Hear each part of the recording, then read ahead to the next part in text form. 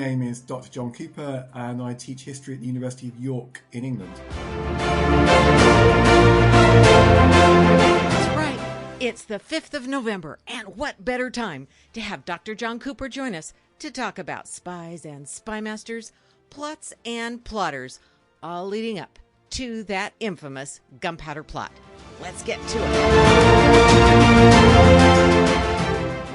Well, let's talk a little bit about some of the historians of long ago, like William Camden and Sir Robert Naughton, who said that they saw Guy Fawkes and his activities as not something new, but as a continuum of the Catholic conspirators and conspiracies that had really come into not maybe existence, but really taken hold during the time of Elizabeth I. Of course, after Elizabeth succeeded her sister Queen Mary, and the Catholics began their plotting and their efforts, and that continued to Guy Fawkes. So can you tell us a little bit about that and how those Catholic conspirators and conspiracies, maybe, as early as the Rodolphi plot, lead right to 1605? Yes, what you're describing raises really fundamental questions about how we read history, how we understand history. And I can give you two completely different answers to that question. So certainly the story of Guy Fawkes, of the 1605 Gunpowder Plot, and the plots that had led up to it is very heavily spun. It's propagandized. The discovery of the 1605 plot is a huge coup for the government and really demonstrates the power of the security services. And it's used to justify even more stringent measures against Catholics. And so this raises some questions, I think. There are two ways of reading this. That either that really was a marvelous, almost miraculous discovery of the Gunpowder Plot, just as there had been a whole series of extraordinary uncoverings, discoveries is the word used in Tudor English, of plots since the 1570s to topple the government, possibly to assassinate the Queen. So the Rodolphi plot, as you mentioned, the Throckmorton plot and the Babington plot, which is the most famous one of them all. Maybe these plots were real. Certainly the men who led them were real.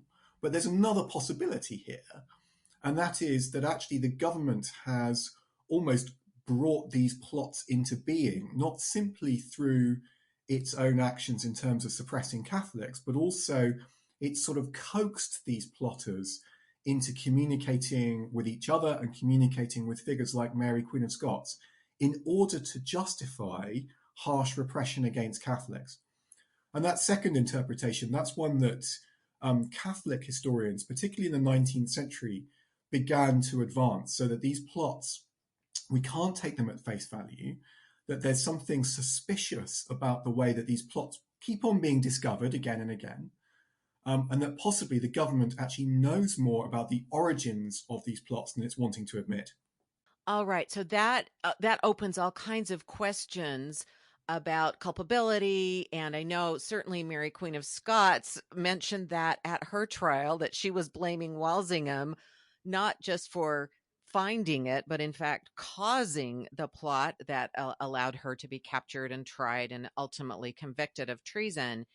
So how does that way of telling the story and the story during the time of Elizabeth and Walsingham and that network of spies he's setting up, how does that affect what happens once James comes to the throne? The 1605 plot's only a couple of years after he comes to the throne. Why do you think that got going so quickly? Or was there any pause between James and Elizabeth in terms of this notion of plotting and spying and potentially coaxing these Catholics to plot against or take actions against the monarch? That's a very big and quite complex question you've just asked me. And I think that the word I've used in the past to describe what happens with Mary, Queen of Scots, is entrapment. So I believe that Mary was guilty of plotting treason against Elizabeth I. I do believe that. but she had also been provided with the means to do that. So, depending on how you read the Babington Plot and the attempt to put Mary Queen of Scots on the English throne and to depose Queen Elizabeth, it does look like the government. I don't think the government has actually created this plot out of nothing, but the government has been aware of the development of that plot from a very early stage, and it recruits or turns one of the key players in that plot almost from the get-go. So Mary is coaxed, again, to use your word, into communicating treason with the other plotters over a period of some months. And Walsingham is recording all of this and gathering the evidence that he needs to strike against Mary, and to bring that evidence to trial so that she can, unimpeachably be tried and executed. Now, the ethics of that are quite difficult to read, aren't they? So Mary has been entrapped. There's no doubt about it. But actually, she has been guilty of treason, and the gentlemen around Mary are perfectly willing to assassinate Elizabeth I. So there is a real intent to, do bloody murder, to commit regicide against the Queen. But what those plotters don't realise is that they are being played, and somebody is moving the pieces around on the chessboard. Now, if you look forward to 1605, that plot is even more dangerous, I think, because, of course, what the plotters want to do, what Guy Fawkes and his fellows want to do, and Guy Fawkes actually isn't the principal plotter. We call it the Guy Fawkes plot. And, English people still incredibly burn effigies of Guy Fawkes on the 5th of November. But there is this sense in which Guy Fawkes and the other conspirators have also been played in some way. What they're planning is incredibly audacious. It's even more than the assassination attempts against Queen Elizabeth I, because the day that Guy Fawkes and his fellows want to strike, they're not just going to assassinate James VI and first. They're not just going to take out the king. They're going to take out the king during the state opening of Parliament. So they're going to sweep away the king, the royal family, the House of Lords, the House of Commons, the Privy Council, and actually, given the amount of gunpowder they were using, a fair part of the city of Westminster, all in one go. Right. And that is an astonishingly audacious plan. And we now know, through gunpowder tests, believe it or not, that the amount of gunpowder they had, if it had ignited, would have blown the Palace of Westminster completely to smithereens. But there's something about this that just, makes one think, how is it that this utterly astonishing plot was discovered literally at the last moment? So there was a first security sweep of the cellars of the Palace of Westminster, and Guy Fawkes was actually spoken to by one of the royal guards, but managed to talk his way out of it. And it's only a second security sweep that they realise that, he's got a lantern there, a hooded lantern, and he's actually sitting on about 36 barrels of gunpowder. This raises some questions. How did the plotters manage to get 36 barrels of gunpowder underneath the House of Lords? A barrel of gunpowder is not an easy thing to move, let alone 36 barrels of it. I mean, it's nearly a hundredweight of gunpowder that they're going to ignite. And then there are hints of tensions between the plotters. Guy Fawkes is a very radical voice. Other voices are less radical. And then there's a leak. One of the more distant plotters writes to a relative, and that relative tips off the king. But at what point does it really leak? At what point is the king tipped off? How long is the plot left to run in order to see who else is going to join it? I mean, if that's what the government is doing, then they're playing a very dangerous game, because, it looks to me at least like the plot comes very close literally to igniting. Again, there's different ways of reading history, aren't there? But I think we can still speculate about this to this day, and speculate about whether this was a genuine sort of providential, absolutely last minute discovery, almost as the fuse is being lit, or has the government been aware for rather longer about what the plotters have been doing, and they're just waiting until the last moment to see who else turns up in order to hunt them down? Very, very interesting questions, and actually quite difficult to answer from this degree of historical distance. Does that answer your question? Yes, but it brings up so many more. So I'm wondering, you mentioned as they were bringing the barrels into Westminster, and when I visited Westminster a few years ago, there was so much security. I could barely get in with a purse.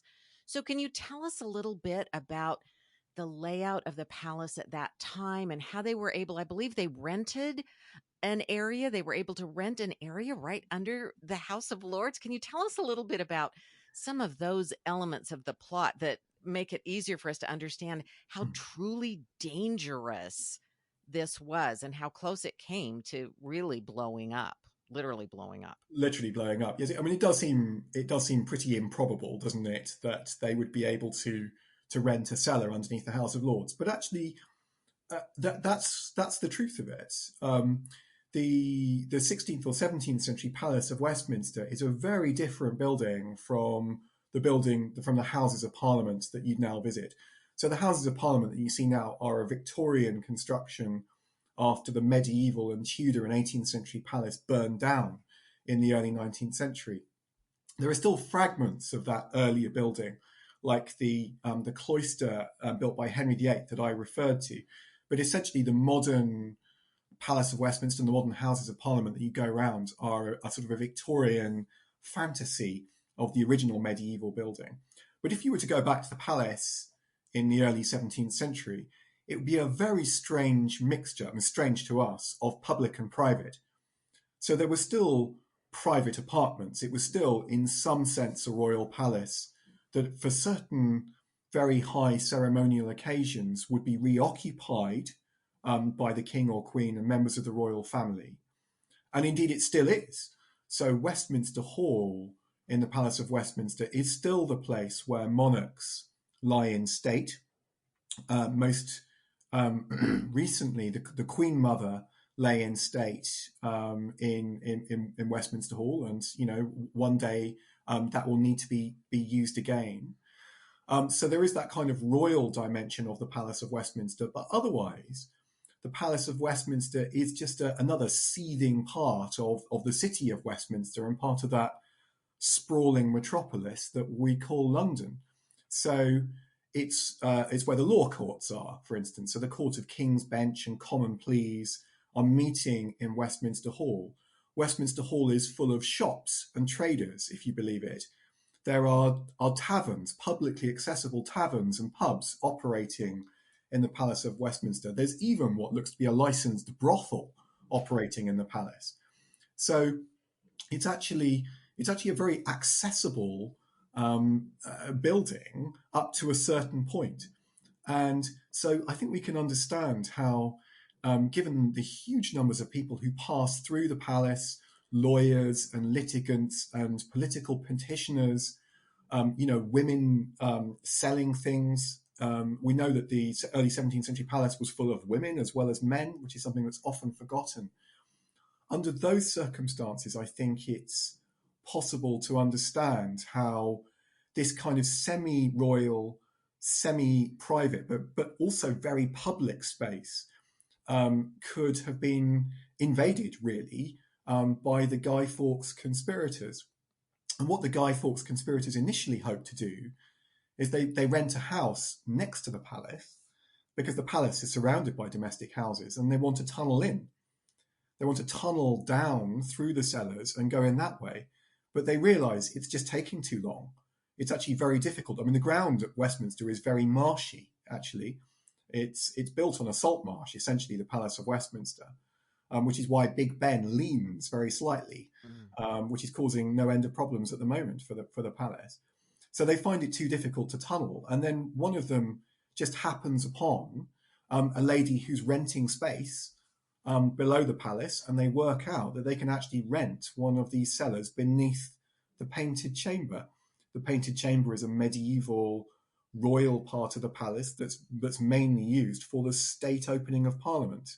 It's a chamber that the House of Lords wouldn't normally meet in, but on that particular day, in the calendar, unusually, it's where the king and the royal family and the House of Lords and the judges and the bishops and some members of the House of Commons all will be for that one day only. And that's where the plotters spot their chance. That's a great description. And it also causes me to think, okay, I can see it's a busy place. It's more of a public place than we might think of when we think of that area. But even so, to be bringing in those large barrels of gunpowder, I just still wonder how they could do that. Are people coming and bringing carts full of things as well? I mean, is it almost you mentioned there are some shops. I mean, is there that much activity where you could have had a cart come in and maybe nobody notices what it's full of? It just seems like to get 36 barrels of gunpowder still would have been so difficult. Yes, I mean, there is a story to tell there, isn't there? And aspects of this I think we will probably never quite understand. But certainly, huge quantities of carts would have been going in and out of the Palace of Westminster, no doubt, because it was it was a major population centre. There were a lot of people who lived and worked in and around the palace, and so a lot of traffic was coming down King Street. So a lot of carts were coming in through the palace gates into Palace Yard. These were goods for the provisioning of the palace, but also goods for sale. A lot of stuff was also being loaded by water. There were a couple of water gates or stairs, which they're not bridges, but they're basically landing stages on the River Thames.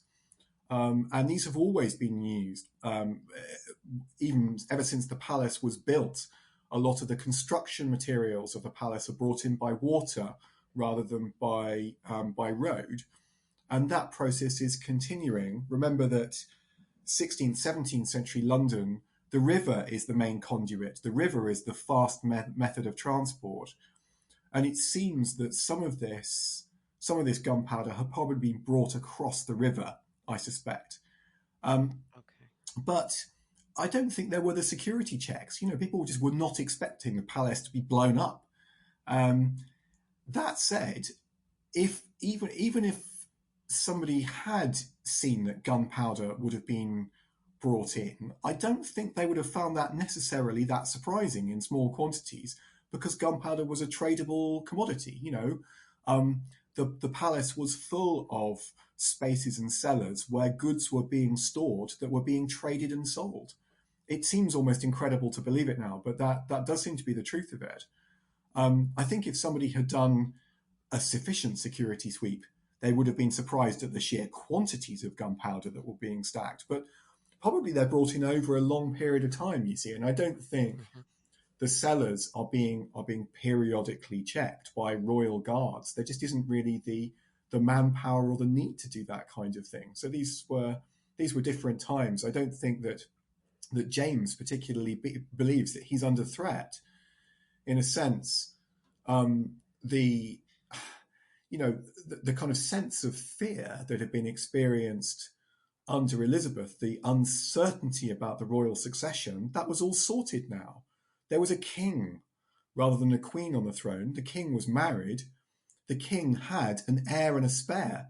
You know, that problem of the royal succession that had been hanging around and haunting England since the days of Henry VIII, that had been solved by importing a Scottish king and his wife to sit on the English throne. So that had actually damped down a lot of the political tensions. So I suspect that a lot of people around the king, they just weren't expecting trouble. You know, they just weren't looking for that danger of assassination. So perhaps it is plausible to believe that this plot genuinely was discovered at the last minute because people weren't expecting it. They thought that world of conspiracy and plot had died with Elizabeth I 2 years earlier. Okay, that's a really great point. And now they can literally see the succession. They can see the king and his two sons, and so they can see the future, and that's all sorted now. So, what were the plotters hoping to achieve? I mean, we know they were hoping to blow everybody up, but what would that success look like? You mentioned that this would have taken out the royal family, the House of Lords, some members of the House of Commons, the bishops. What would have been left? Sounds like it would have taken out so much of London. How how did the plotters see the success? What did they imagine it would look like? It's a very good question, actually, and we have to speculate here. But obviously, the plotters were interrogated, brutally interrogated, before they were executed. And so we do have some information on this. And what seems to have been in the intention was that there were several strands to this plot. So there was a Westminster strand, which is to blow up the palace, as you say, with the king and most of the royal family. But there was also a provincial English strand.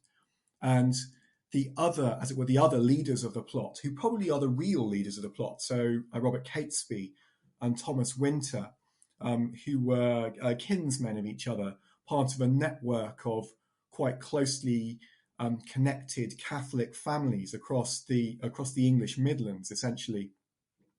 What they were intending to do was to muster the local gentry, the Catholic loyal gentry around where they lived, under the guise of a hunting trip. They were going to go out, pretend to go out hunting, which of course the English gentry do all the time in this period.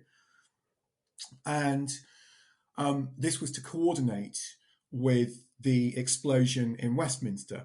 And as soon as information got through to the plotters in the provinces about the success of that operation, then two things would have happened, I think.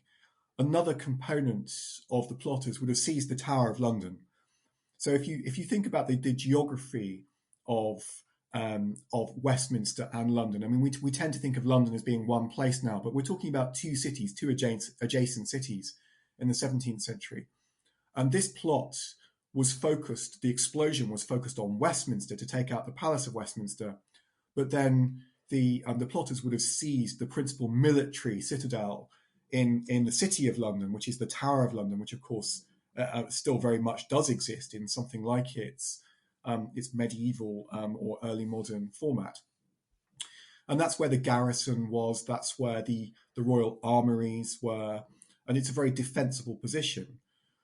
Meanwhile, the provincial dimension of the plot would very probably have tried to secure the one remaining member of the royal family, who was the young Princess Elizabeth.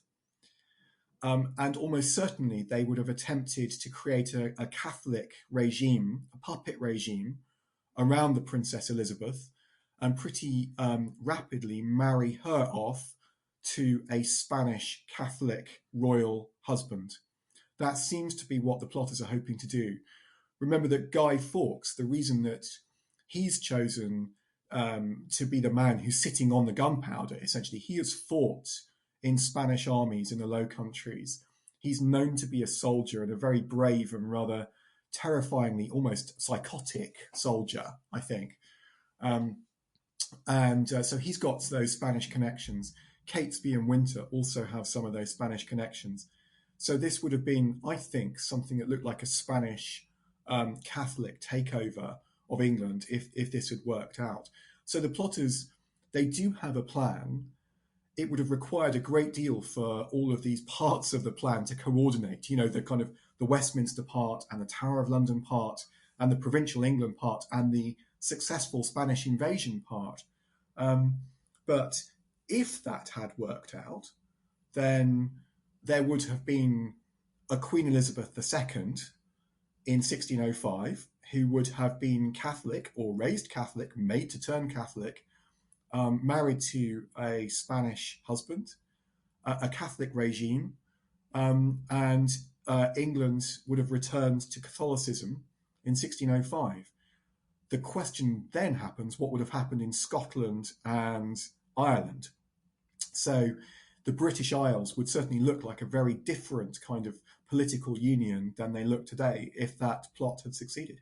And I wonder, is there evidence that the Spanish monarchy was aware of or supportive of this plot? I know they had been involved in earlier plots against Elizabeth with Philip, but now he's gone. Were there people in the Spanish royal family, or this, was there influence of Spain or support of Spain, I guess I should say? Mm. Again, it's a good question, and I think there's actually much less support from Spain than the plotters had hoped for.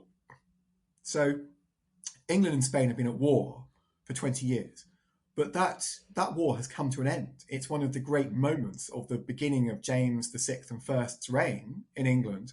There's the Hampton Court Conference, with a marvellous group portrait survives with the English diplomats facing the Spanish diplomats across the table, looking like a kind of post-Brexit negotiation now.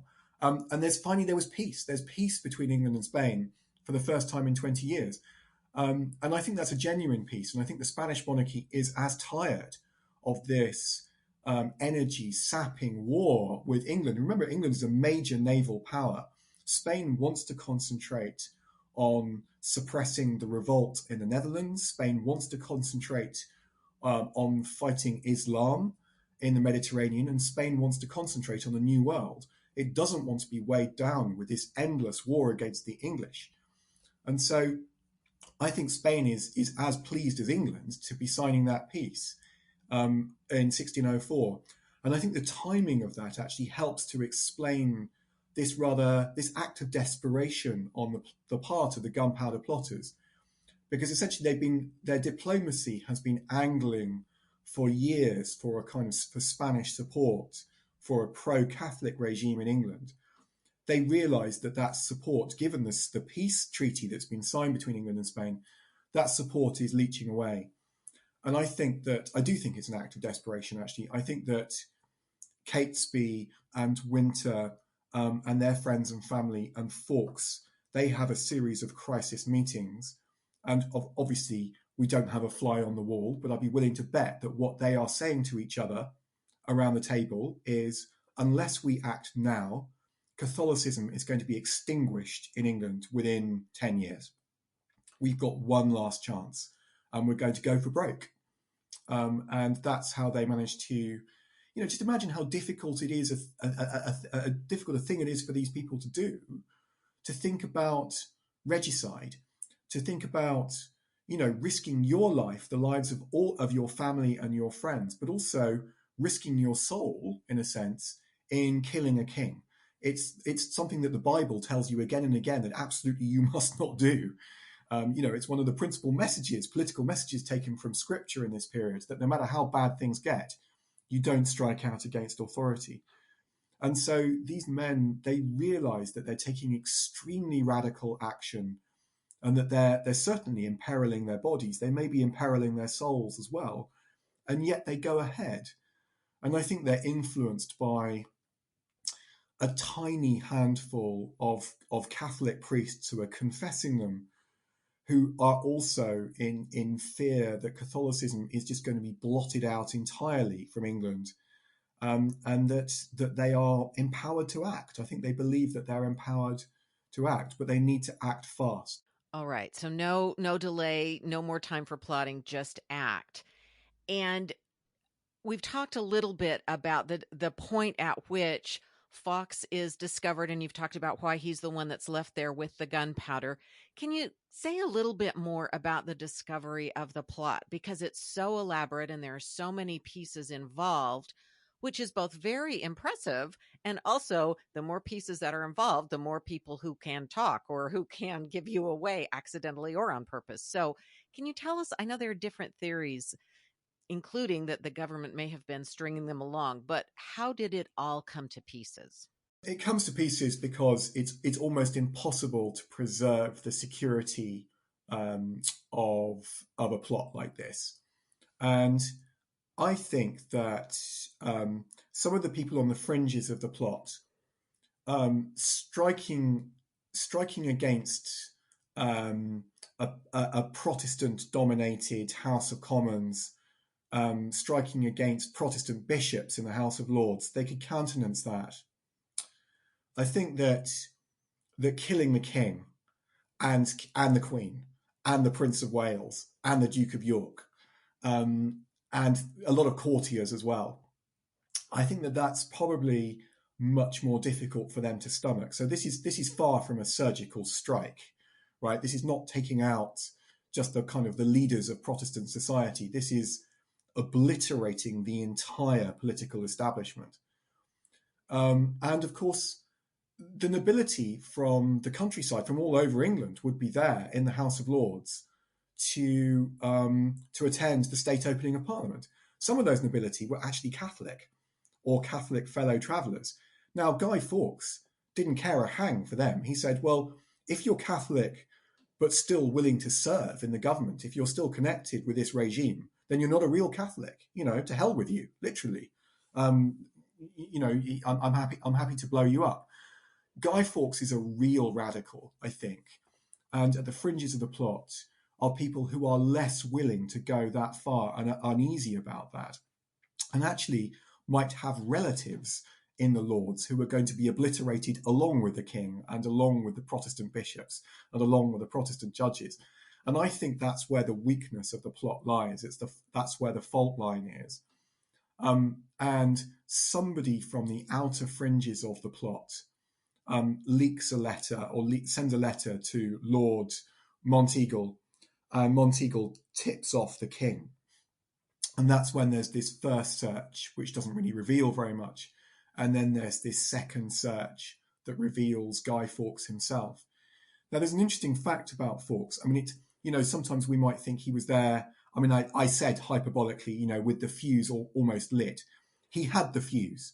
He had the hooded lantern, the shaded lantern, ready to light the fuse. But I think we're still a few, potentially hours away, rather than minutes away from this igniting.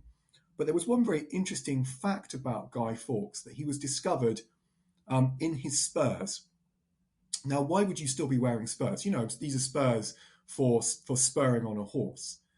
That suggests that Guy Fawkes was not wanting to martyr himself. He wasn't going to go up with the gunpowder. He was going to light a slow burning fuse and then run like hell for his horse and then gallop away. I think he was intending to save his own life, actually. I suspect to ignite the second part of this revolt, which is to take the Tower of London. I think that would have been the next item on his list as he galloped away from the Palace of Westminster as it began to explode. Wow. And off he goes to take the tower. That's just an amazing thought. So they are stopped. Guy Fawkes is identified and captured, and there's a large manhunt, as I understand. And does it appear that they got most of the lead plotters? Was the government in its response perhaps a little slow, or perhaps they let it go on purpose, but were they successful in capturing most of the plotters, do you think? I think they were, yes. I mean, I think if the government had been slow to wake up to the nature of the threat it was in, once Guy Fawkes was captured, then the government rapidly, as you say, I mean, it's a great term, a manhunt. That's exactly what happens. And we've been here before, in a sense, the authorities knew how to do this. They'd had to do something very similar during the Babington plot of 1586, which also had a major London component. So, yes, the kind of Walsingham, the equivalent of Walsingham Secret Service is mobilised. Informers are on the lookout for the gentlemen. I mean, some of these gentlemen are already under suspicion because, of course, they're not going to their parish churches. They're known to be Catholics. They're known probably to be harbouring Catholic priests in their households. Their houses are quite regularly searched. The government knows where these people live. So it's actually not too difficult for the government to kind of immediately begin a roundup of, as it were, all the usual suspects. And I think that more people are pulled in at this point than are actually involved in the Gunpowder Plot. But the conspirators, they know once the plot in London, once the actual part of the Gunpowder Plot fails to ignite, they know that the government will be coming for them. They know that soldiers, parties of soldiers, will be sent after them, and there is actually a shootout in which several of the conspirators are killed or injured. And if you knew what kind of a death you were going to be facing as a traitor's death, you'd be perfectly happy to be killed in a shootout. That's certainly the way I would want to go in these circumstances, rather than facing horrific interrogation and then a very lengthy traitor's death. So yes, the government has a pretty shrewd idea, I think, about whom to arrest. Guy Fawkes, he's got one last trick up his sleeve. I mean, this is a fantastic propaganda coup for the government, and they really want to make the most of this. They want to execute the conspirators right next to the Palace of Westminster that the conspirators had hoped to blow up. They want that to be a horrific and exemplary death. They want it to be a lesson to as many people in the crowd as they could make it. And if the story is true, Guy Fawkes, who'd been, very brutally interrogated, very badly tortured, on the scaffold, he has one last trick up his sleeve, which is when the noose is placed around his neck, he jumps and he breaks his neck. So in other words, he cheats the hangman of the slow and lengthy death that everybody wanted to see. That's an interesting final gesture. If that's true, that's really, he's taking control right up until the end. So that's interesting. And another thing that I find really fascinating about this story is the way the government and King James himself use what didn't but could have happened and turn it into a way to really clamp down on Catholics. And also, I think it's James that orders the celebration and orders fires and fireworks and that sort of ongoing fireworks night tradition with the effigies you mentioned, burned of Guy Fawkes. It sort of starts with King James. Isn't that right? That he starts those celebrations himself? It's a very interesting question, that. And there is actually a pre-existing culture of people lighting fires and setting off fireworks and ringing church bells and feasting and getting drunk on November the 17th, which is Queen Elizabeth I's accession day. Communities all over England have been doing that since the 1570s. And so far as we know, there is no Privy Council edict ordering them to do that.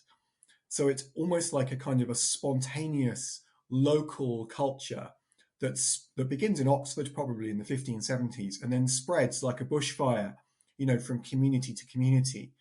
Now, obviously, the local elites encourage this, but there is a real element, I think, of spontaneity and popular local celebrations. And we have to remember that the Reformation has abolished saints' days in the main, and a lot of the holidays that people had in the pre-Reformation calendar have disappeared. And so actually having a moment at which you can, light a bonfire, ring church bells, do some feasting, toast the monarchy for sure, it's an evening off, it's a break from the norm. So that's already been happening in Elizabeth's reign. So there's a pre-existing culture there. What certainly happens is the government whips up this November the 5th story through a whole series of propaganda, through printed pamphlets, through printed prayers that are distributed in churches, and through sermons and preaching campaigns the length and breadth of the country. So the government... So it's a mixed picture, really. The government is, yes, it's capitalizing on this, it's turning this into a kind of a propaganda victory. But I think there is an element of local people genuinely celebrating this story and being just utterly amazed when they hear this. Just imagine what a mind-blowing story this must have been. I mean, okay, so we're familiar with this story, or at least in Britain we're familiar with this story. But the discovery of a plot, to kill the king and the queen and the royal family, to blow up all of the nobility and the House of Commons and the Privy Council all at one go, that's an absolutely astonishing story. Just imagine that on a news feed today, how long we would be talking about it. And it's true. It's true. That's the thing. Or there is a very strong element of truth. No matter how much of a conspiracy theorist you might be about what the government is doing, they haven't invented the Gunpowder Plot. They might have watched it develop. They might spin it, but they haven't invented the Gunpowder Plot. And so people really do have reason to give thanks that their whole world has not been turned upside down on November the 5th, 1605. Now, of course, as English and British history develops, it's like a snowball rolling downhill. You know, it gathers momentum and it gathers size, and all sorts of other political events in the 17th and 18th century come to be marked and celebrated through what British people call Guy Fawkes Day or Bonfire Night. And very interestingly, and this fact I think might surprise you, some of the colonists, some of the first colonists to America, take that culture of celebrating Bonfire Night, or Pope's Day, as they call it, with them. Because we know that Boston crowds are celebrating Pope's Day in the 1760s and 1770s. And there's some evidence, actually, that feeds into the very early demonstrations, bizarrely, against British rule in Boston that build up to the Boston Tea Party and the Boston Massacre and the beginnings of what becomes the American War for Independence.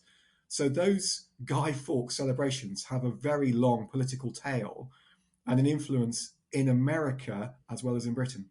That is a wonderful detail, and I did not know that. That does surprise me, and it's interesting to think about. It started with the celebration of the king surviving and ended up in Boston, at least leading to the Boston Tea Party and other kinds of rebellions. So that's great. And I'll also say that the last time I was lucky enough to be in London was over the 5th of November, and I did see some fireworks going off. It was really kind of fun to see that myself. So it still does happen in some places. It does happen. I mean, so, you know, I live in a Yorkshire village. If I were able to show you outside my door, you know, walk along the village lane and you'd see a bonfire there. And it's a big bonfire that is growing. And on November the 5th, that will be, the flames on that will be 30 feet high and it will still be burning in the morning. Actually, it's a really fascinating link with history. I think that in recent years, the practice of doing what I did, which is when I was growing up, of making a guy, of making a mannequin, basically, dressing it up in old clothes and burning it on the bonfire, that practice has died away somewhat. And the whole business of Guy Fawkes Day or Bonfire Night has been affected in recent years, particularly since the early 1980s, by the American import of Halloween. So we never celebrated Halloween when I was growing up. My children celebrate Halloween. But this, to us, this is a tradition that's been a direct American import that's very, very recent. And so, in a sense, it just shows how interesting these cultural symbols are. You know, some symbols die away, other new symbols come along. So actually, you find communities celebrating Halloween as much as Bonfire Night now, but that was very different when I was growing up. Well, and it's interesting to think that down your street right now, there's a bonfire being made that will be lit up in a couple of days here. So I think that is a great way to end our conversation. Thank you so much for sharing all this information about an event that I think as Americans we've heard of and we know a little bit about, but these details are fabulous. Can you tell us, again, I have your wonderful book. Can you tell us some of the other things you might be working on right now, or some social media links that my listeners can find you on to learn more? Yes, I'd be happy to do that. I've been working on a big project on the Palace of Westminster in the last few years. One of the things we've been doing is building a series of virtual reconstructions of the medieval royal chapel of St. Stephen within the Palace of Westminster. So a place where kings from Edward III through to Henry VIII would have worshipped. And there's a website associated with that. So if you type in St. Stephen's Project Westminster, then you will get to that project, and you'll be able to look around our virtual reconstructions of St. Stephen's Chapel as it was in the 14th century. But there's a very particular afterlife of that building, and that is that when the Tudor Reformation comes along, that royal chapel is closed as a royal chapel and becomes the first permanent meeting place of the House of Commons. So one of the arguments that we've been deploying is if you want to explain why the British House of Commons looks and behaves the way it does to this day, you need to look back to its origins in a medieval royal chapel. So that's just one of the things I've been doing.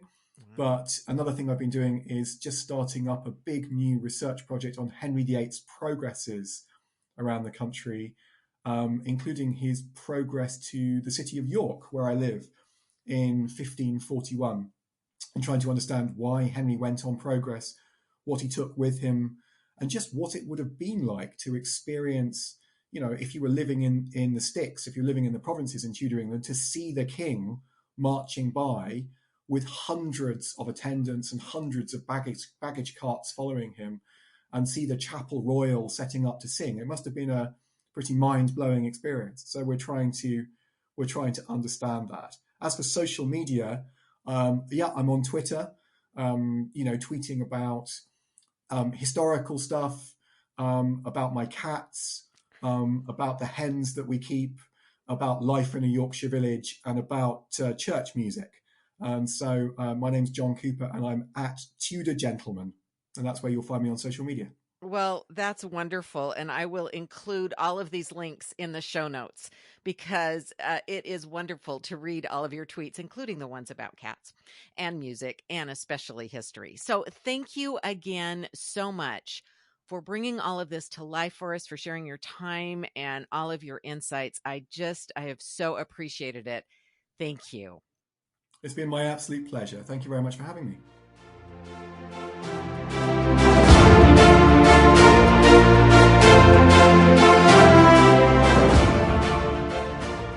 So many thanks to Dr. John Cooper for taking us behind the scenes and helping us understand the Gunpowder Plot. Now, I hope you all enjoyed this bonus episode, and I hope you will continue to remember to check out the Rebels and Rebellions the rest of the month. Thank you so much for listening to the podcast. Please, if you get a chance, subscribe, leave a rating, leave a comment, and reach out and let me know what you think. And let's keep shaking up history together.